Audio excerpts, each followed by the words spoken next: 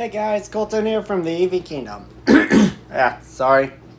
Anyways, welcome to part 6 of What If Team RWBY Had Their Superpowers. And honestly, I've been thinking about this and the Neo What If I'm going to do. I have a poll on the community tab and all of you wanted Neo.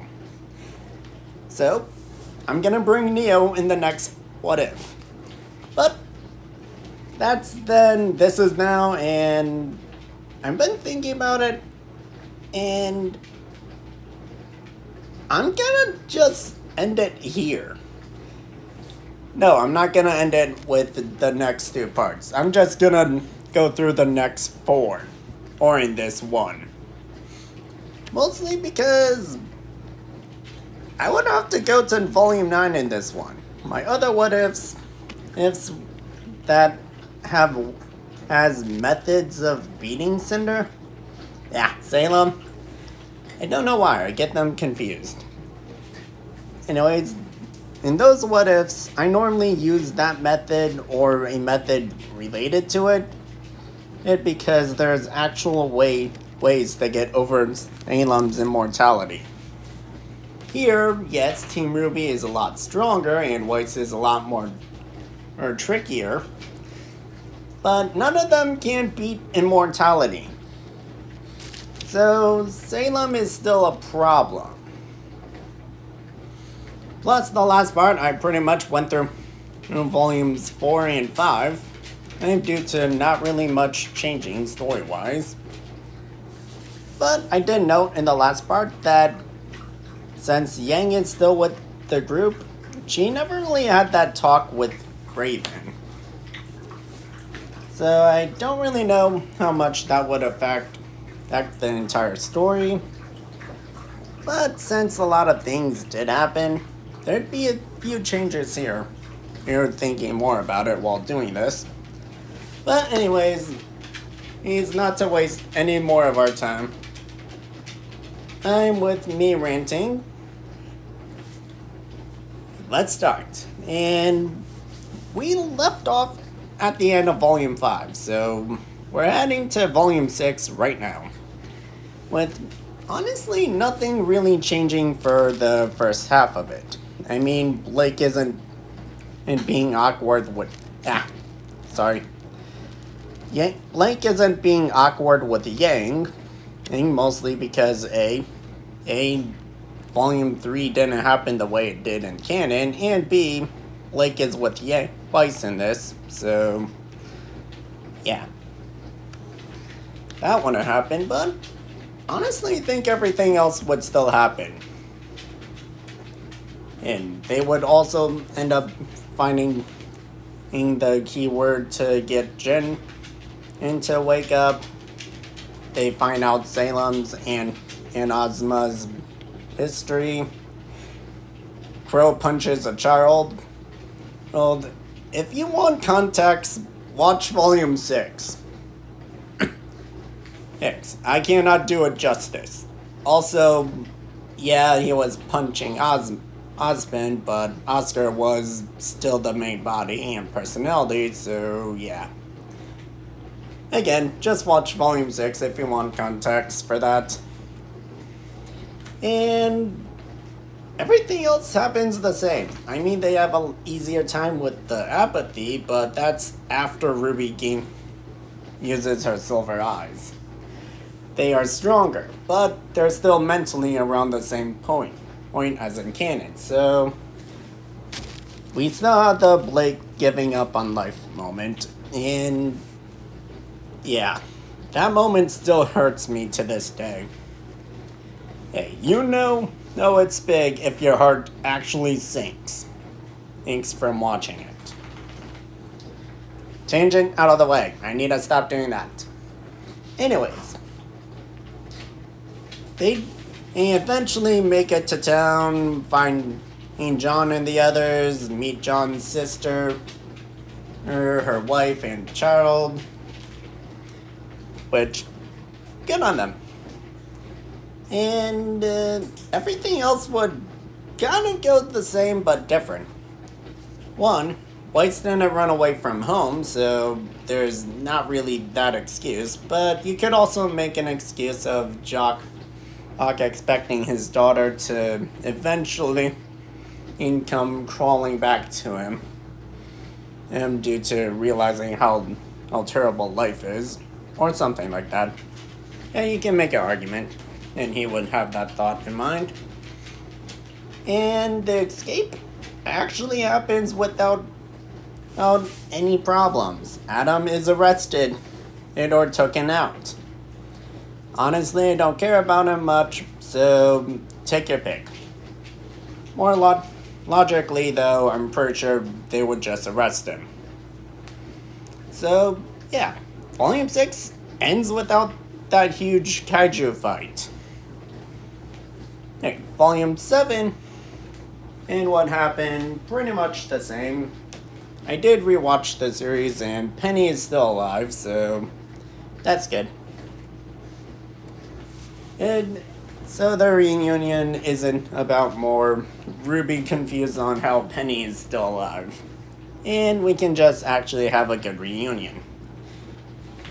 And sadly, this is more of a story-driven in volume as well. Though with not as many action scenes. Yeah. So I'm also gonna go through this real fast.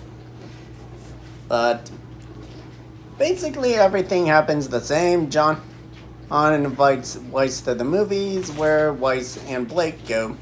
Oh, because, well, again, I'm not gonna keep repeating this. Yes, and everything else would happen the same. I think Yang would be the one that just meets Robin. And since her and Blake are not paired up in this point, Blake and Yang are the strongest members of Team RWBY at this point. Power-wise and fighting skill-wise. Weiss is more tactical support, and RWBY's basically the getaway driver. I don't hate her, but teleportation doesn't really have a huge advantage in many things. And I have been racking my brain around how to improve RWBY's power more. But I'm just taking the basics of what they can do and working with that.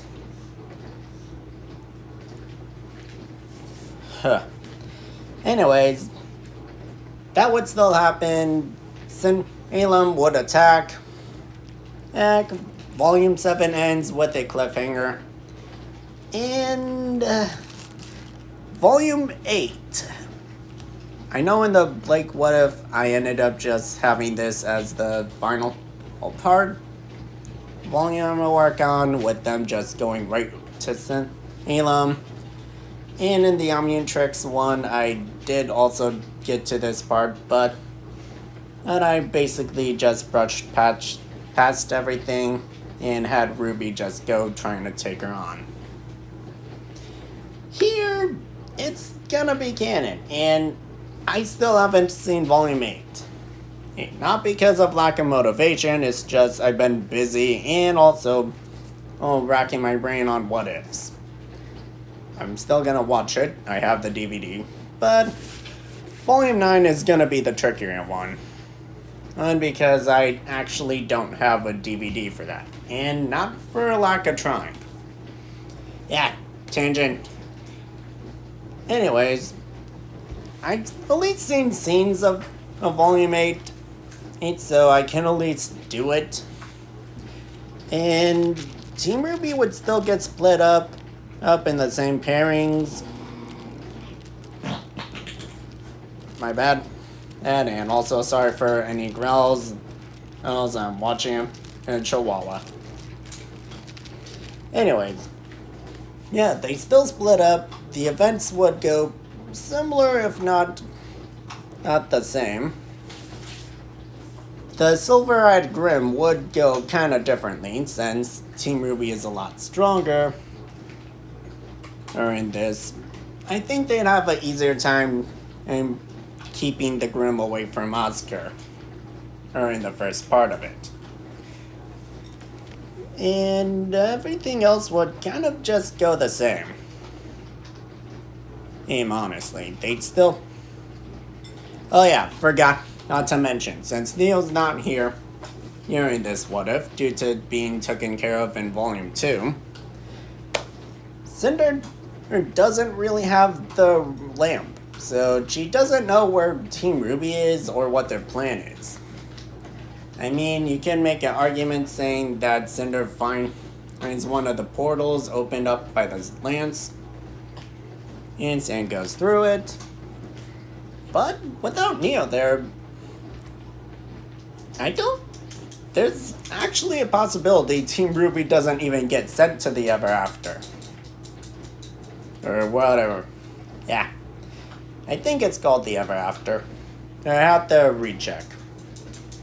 Heck, yes, I know I should have probably done this before, but to be fair, they're busy. Anyways, yeah. There's honestly a few possibilities I could go with this. It's Team RWBY managing to get everyone out of there into the desert.